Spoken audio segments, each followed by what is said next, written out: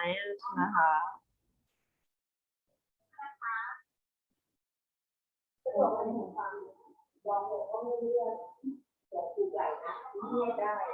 คู่อะไรคะของคู่เนี้ยวันนี้ที่ถามกันเลยลองบอกว่าไม่พูดถามไปก็ลองไปเรื่องเด็กๆเปิดกล้องได้ไหมคะ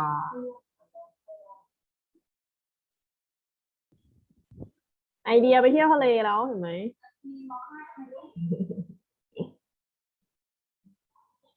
โอเคไม่เป็นไรข้าวหอมเดี๋ยวให้ทีเชอร์สอนเลยเนาะลูกมันจะ5 นาทีละเดี๋ยวค่อยเรียนเสร็จแล้วค่อยให้ทำความเคารพโอเคค่ะทีเชอร์ Okay, hello, good morning, students. Good morning. How are you today? I'm doing well. Oh, you're doing well. Okay, that's great to hear that. All right, so today my name is Teacher Sam. All right, so today we are going to learn about batteries, science subject, and our topic is batteries. So you guys have your textbook already with you?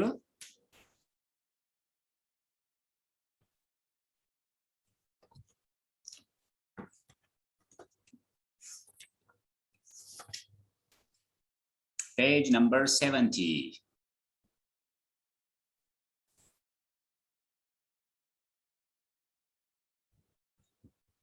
Page number 70. And our topic is electrical energy sources. Are you ready, students? Yes. All right. Okay, so let's start. So our today's topic is electrical energy sources. So as you know, we have many different type of sources from where we get energy. So among that, one of the source is batteries. So all of you know batteries. We have many different designs, different types of batteries, which are usually used for small electrical devices, such as like torches, or small electric motors. They are all used for that. So batteries, actually we having two type of batteries. One type is a dry cell batteries, which are used only one time. Okay, we can't use that often. We can't use it we can't recharge it, and we can use just only once.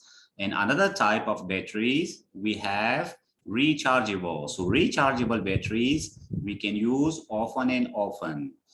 All right, so first of all, like a dry cell batteries. So dry cell batteries is such as AA batteries comprises a zinc casing. They're having a zinc casing, right, containing a conductive paste and a carbon rod insert through the center. So each battery is actually inside, they're having a zinc case. The case of that is made of zinc, all right?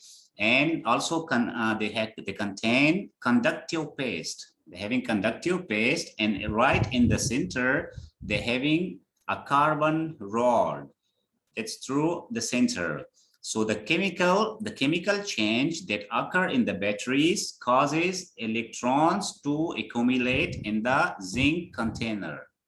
So actually, while the chemical change occurred, the chemical change happened in the battery. So what does it cause? It causes electrons to accumulate in the zinc container, which will act as a negative electrode. So the carbon rod acts as the positive electrode. So the dry cell battery convert chemical energy into electrical energy. So that chemical change actually happen. So they convert the chemical energy into electrical energy. So this kind of cell cannot be charged. They cannot be recharged. As I already mentioned, these sort of batteries, actually, it can be used only one time. We cannot recharge it. After the once the chemical energy is used up, it's all finished. So it will stop producing electricity. So they have just only the chemical change. They're having a lifetime. So the lifetime, when it's finished, so the chemical change, it's actually finished, so they can't produce more electricity, right? So a used battery, this type of battery is normally used in torches, small electric motors, such as handhelds, or either like a small torches. Maybe you have seen that. Have you seen the students, all these sort of batteries? Have you had experience? Yes. Okay, so maybe you notice that these sort of batteries actually we just use only once, all right, and mostly used for the small motors, like which doesn't require very high power, which require just a certain limit of power. So we can use just like handheld fans, torches, even like some other sort of small devices. So these are dry cell batteries. Okay, now another type of batteries, as I mentioned, those are actually rechargeables, right? So they are rechargeable cells. So another kind of electric cells is a rechargeable cells. These are recharged and reused after the battery is exhausted. Like these sort of batteries, for example, maybe you have seen the battery while we're using in the car, right? So that sort of battery, actually, we can use it often once the charge is finished, so we can recharge it again.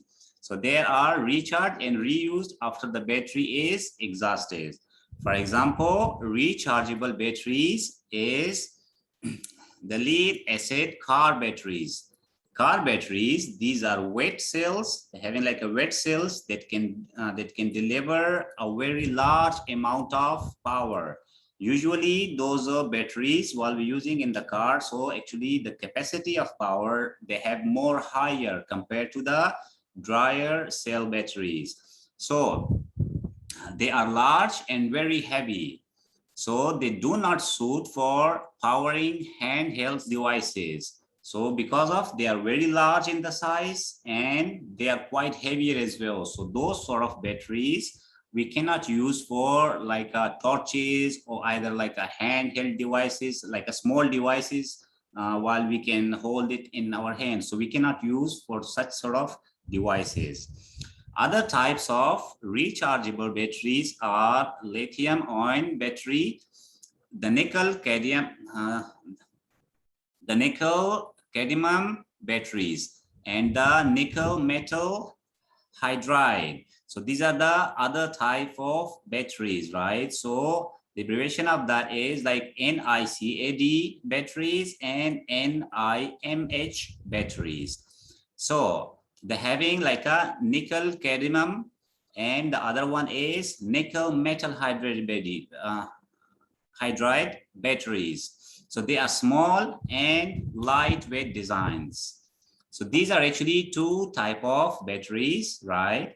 The rechargeable batteries, they're having certain types, and dry batteries, they also having certain types. All right, students, you understand that? Two type of batteries, the dry cell batteries and the rechargeable batteries.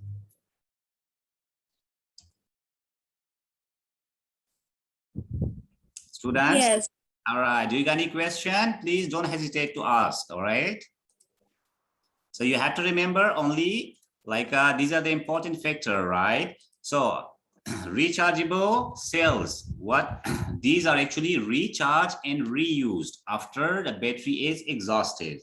What are the examples of that? The examples of that is rechargeable batteries, lead acid car batteries, like a car batteries. These are one of the example of that. So they're having like they are like a wet cells that can deliver a very large amount of power compared to the dry cell batteries. And they are quite larger in the size and they are quite heavier. So mostly these sort of batteries we cannot use for the small devices to use, like for example, like a torch or either like a handheld devices, small devices we can't use for that.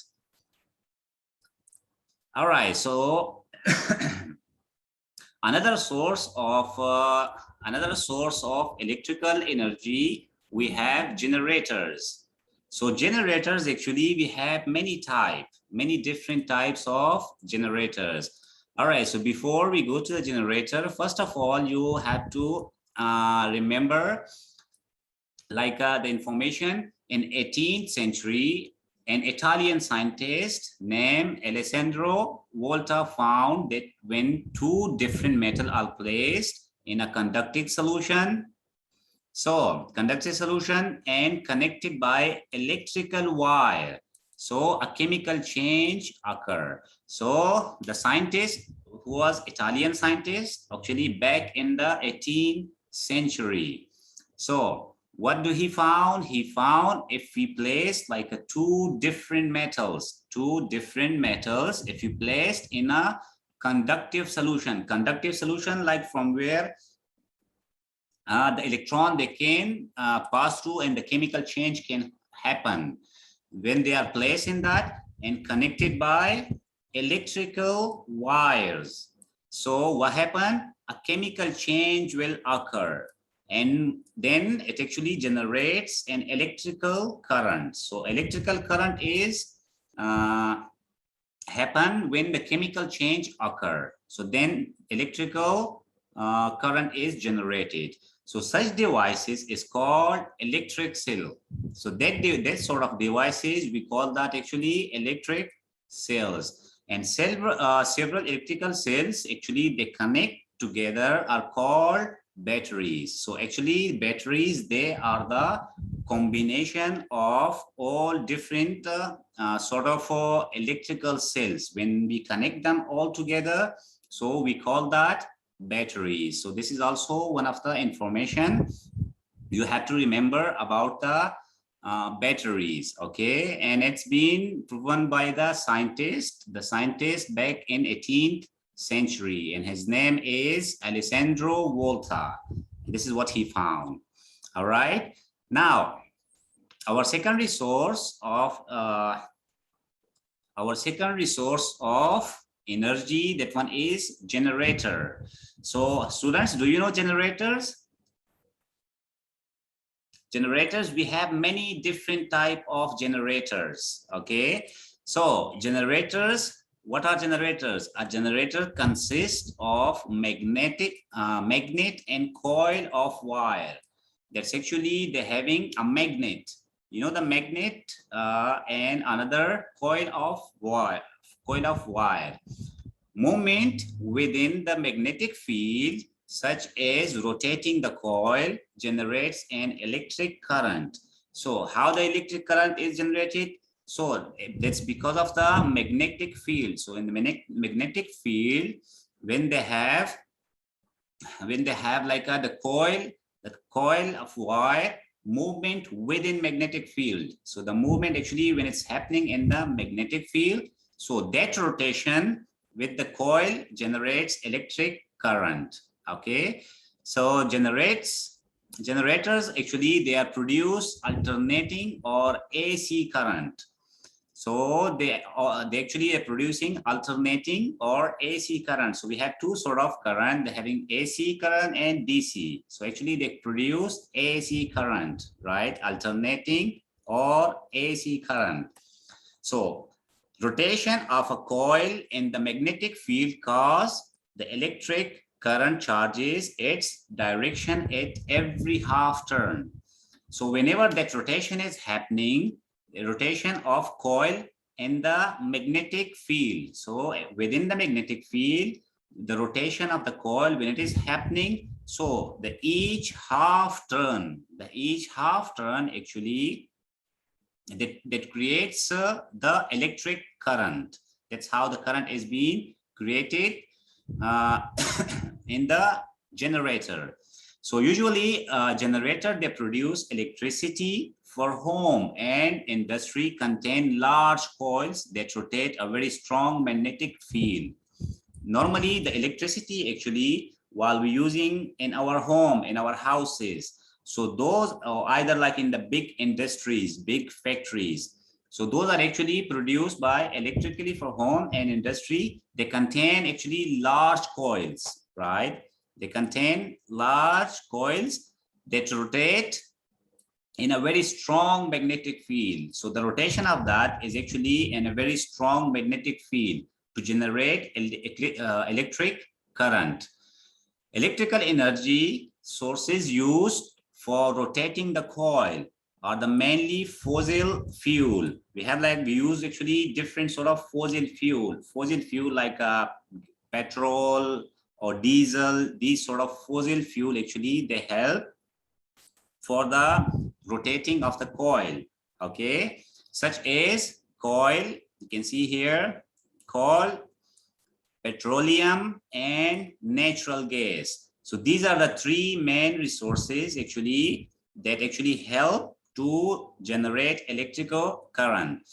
So combustion of the fuel generates heat, and this is used to convert a liquid such as water into steam. Then steam pressure is used to turn a turbine. So what happened actually, the combination of fuel generates heat. Like the fuel actually, while actually they create more heat, they create like a more heat, and this is actually help for the turbine to turn the turbine, which devices generates to produce electricity. Like mostly in the hydropower, like in the dam, they're having like a big turbines. So those big turbines, they are turning. So they are turning because of that power, that power which it gets from the fossil fuel. All right, and while those turbine actually they rotate, so they produce the electricity. All right, so as an alternative to burning fossil fuel to produce electricity, we can use wind energy. So that's actually one kind of a resource. But for that resource, actually, we have to use huge amount of fossil fuel, like as I already mentioned, like coal, petroleum, and natural gas. So those sort of fossil fuel and those sort of resources, actually, it's not good for the environment as well, because they create a lot of pollution. So we having another resource, we having alternate resource. So the alternate resource, that one we having wind energy. Wind energy, maybe you have seen like those windmills, like they're having like a very big fan, where actually also one of the biggest source of producing energy. Another one is water power from dam. So we can get these two, and both of these resources, they are actually green energy. One is wind energy and another one is water power from dam to drive the generator. So that generator actually, it have to be drive either with the wind, either with the power of dam, okay, with the power of water. So the source of mechanical energy are various, such as a turbine. Turbine is also one of the source, right? Another one is the wind, and the third one is water. So these are the three also main resources, all right? So the important principle in the generator converts mechanical energy into electrical energy. So usually generator actually, they convert mechanical energy into electrical energies. But in the batteries actually, the chemical energy, they convert to electrical energy. Now here we have, as you can see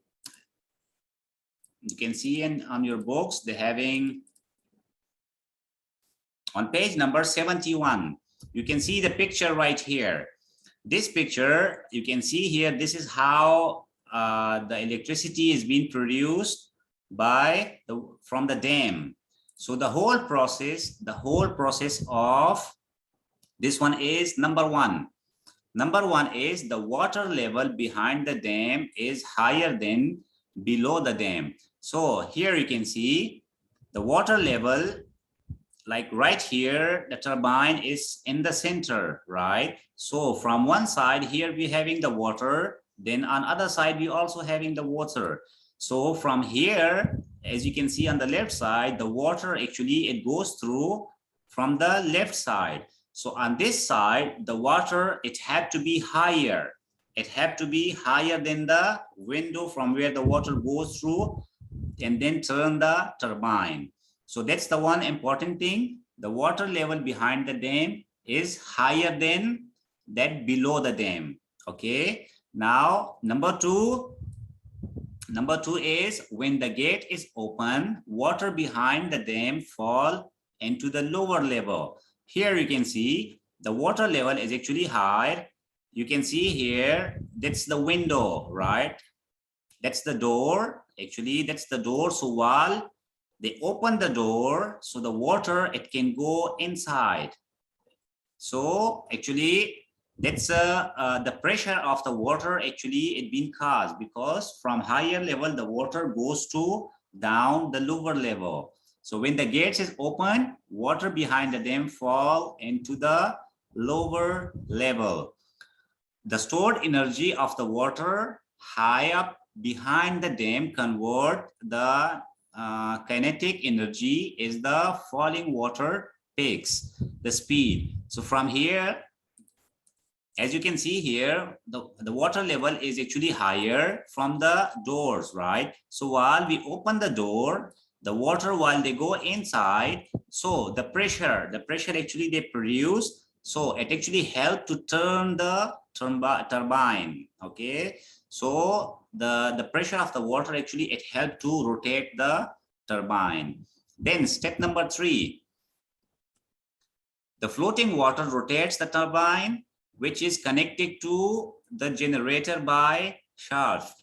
So this turbine is actually being rotated by the water. So while the turbine is rotating, and then that's actually connected to the generator right here. Then fourth part, you can see here, the revolving shaft turn a coil into the generator, produce a current and electric current. So this part you can see here, they're having a coil right inside. So that shaft turn coil into the generator. So they're having the coil right here. It actually changed. They're having inside the generator. So actually they produce the electric current. So that electric current is being produced here.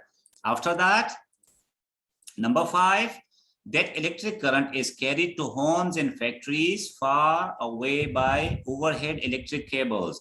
So here, right here, the electric current is being produced. You can see here, the electrical current is being produced, and then that current electricity is being carried out with the help of these wires to all around towards our homes and factories.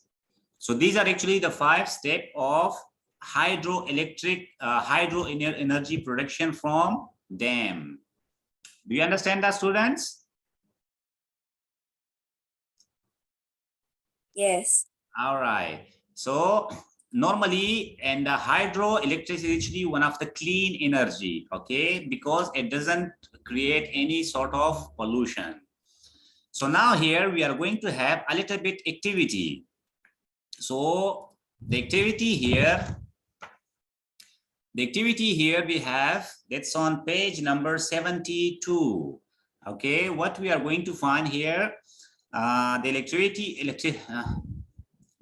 here is actually about series and a parallel circuit. So we're having like we are going to experiment with the 2 type of circuits, okay, to observe about the light. All right. So what are the learning objectives? Number 1, be able to perform an experiment to determine how the number of electric cells in a circuit affect the brightness of the light. So in this experiment, we would like to observe that how the number of electric cells, like the different numbers of electric cells actually in a circuit, in a one circuit, that affect the brightness of light bulb.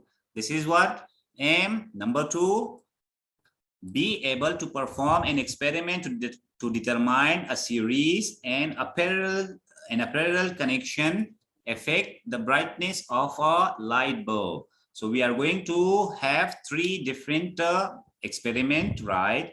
So to conclude, to find while we connect the battery to a circuit, so we would like to observe the brightness of the light bulb, either with the 2 batteries while we put it in the series, either from the 2 batteries while we put it parallel, either with the single battery. So this is what we are going to observe.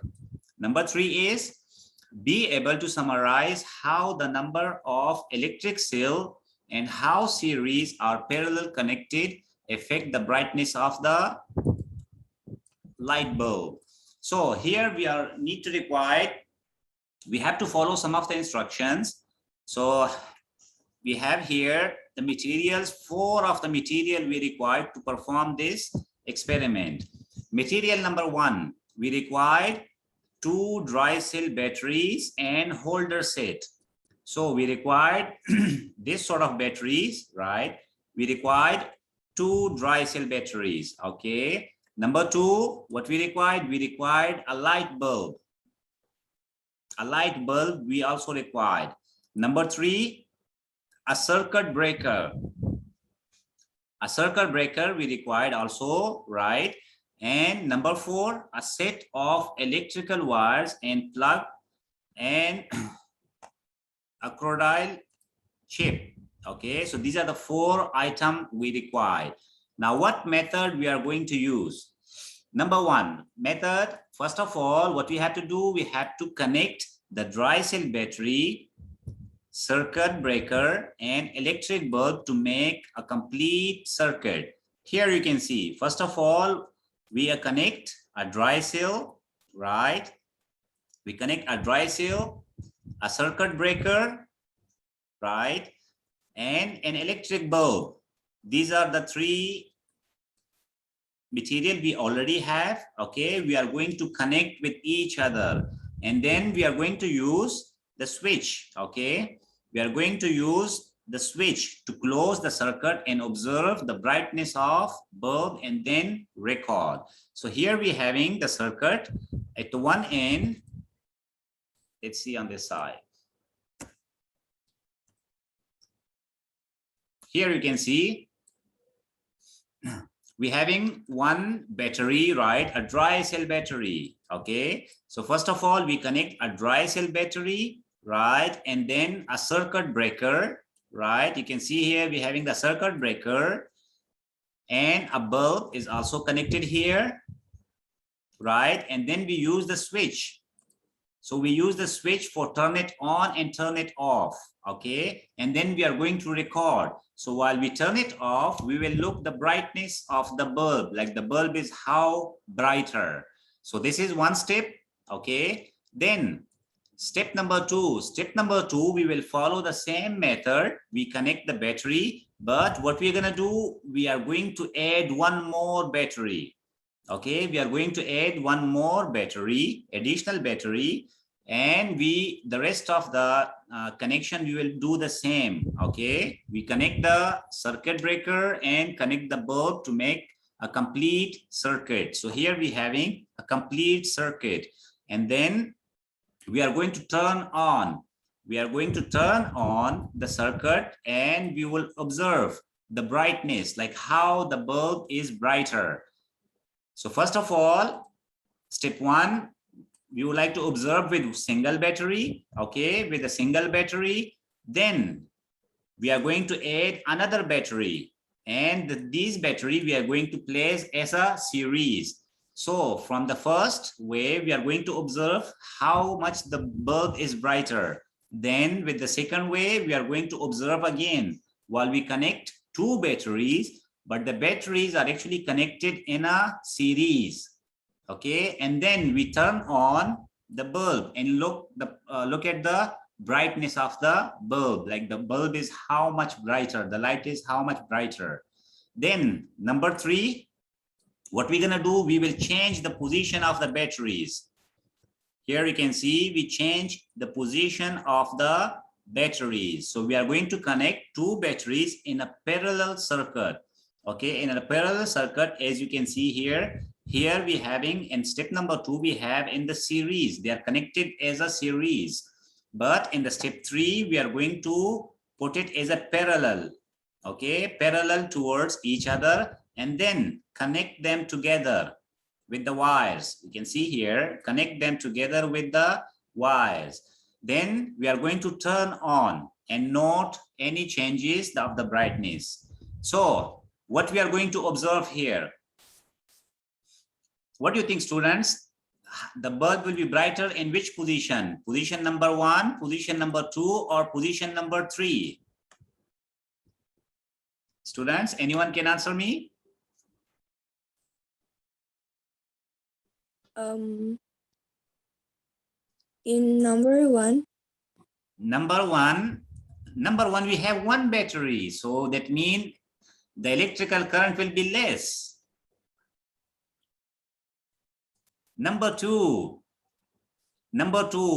and the number 2, we having 2 batteries. Okay. And number 3, we also having 2 batteries. So the electrical current in the single battery, it will be less, obviously, compared to the 2 batteries, right? Yes, that's right. Okay, then, so this is what we observe. From a single battery, we are going to have less light, less brightness. Then we have to conclude another thing. We put the batteries in a series, and then in a parallel position. So in both position, what do you think? In which position the bulb will be more brighter? In number 2 and number 3? 2. Exactly, that is the correct answer. Why? Because the flow of the electric current is more higher compared to the parallel one. So what we observe in this experiment, we observe from a single battery, the brightness of the bulb, it will be less. Then in the second experiment, actually, when we having like a 2 batteries in a series, so the flow of the electric current will be more higher. So we will have more brightness of the bulb compared to the third position, while we place the batteries as a parallel position. Now let's move towards some of the questions. So what do we observe here? Which type of battery connection makes the brightness bulb? Number 1, connection of one battery in the circuit, connection of 2 batteries in series circuit. Number 3, connection of 2 batteries in parallel circuit. So obviously connection of 2 batteries in series circuit. So the changes in brightness of a light bulb when connecting batteries in various ways or in a circuit are here. Like number 1, single battery we will find less brightness. 2 batteries connected in series, they will have more brighter, very bright. Okay. Number 3, 2 batteries connected in parallel, so they will be actually also less bright. Okay, they will be less bright, and it will be equal to the brightness of single battery. Because of the electric current supply will be less, it will be as similar as single battery. So this is actually the whole observation of the experiment. Okay, single battery, we are going to have less bright. Number 2, 2 batteries connected in a series, that will be more brighter. Number 3, 2 batteries connected in parallel, that will be also less brighter, and it will be equal to the brightness of a single battery. So this is the whole observation of the experiment. So student, please write down with you in the pre-activity question the result. Okay, and the result card. All right, now let me ask from you some of the question. Question number 1. How does the brightness of a light bulb vary between one battery and two batteries that are connected in series? We got two options. Option number one, different. The light bulb connected to two batteries in series will be brighter. Option number two, not different. The brightness of the light bulb is the same. What do you think? It is different or not different? Anyone can answer me, students? I think it's different. Exactly. This It's is what different. exactly this is what we observe. That will be different because the light bulb connected to two batteries in series will be more brighter. That will be more brighter. Now, question number two. How does the brightness of the light bulb vary if the two batteries are connected in series or connected in parallel? We got two options. Number one, the light bulb will be brighter in the circuit with two batteries connected in parallel. Number two, the light bulb will be brighter in the circuit with two batteries connected in series. What do you think?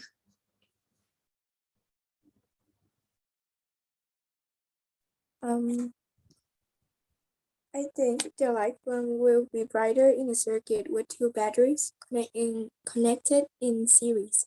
Very good. That is the correct answer. The light bulb will be brighter in the circuit with two batteries connected in series. Now, question number three. Battery connection provides the maximum brightness. Which battery connection provides the maximum brightness? One battery in the circuit, two batteries in series, or two batteries in parallel?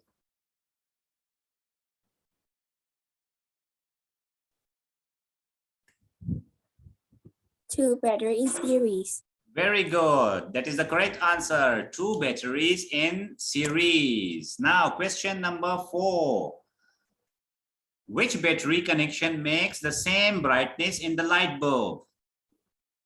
One battery in connection of two batteries in series, or one battery and connection of two batteries in parallel, connection of two batteries in series and connection of two batteries in parallel? Which battery connection make the same brightness of the light bulb? It was number one and number three, you remember?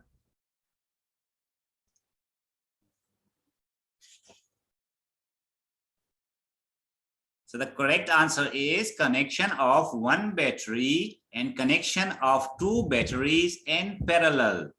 Now, question number five. Electric cells connected in series are arranged so only one battery is connected to the circuit, two or more batteries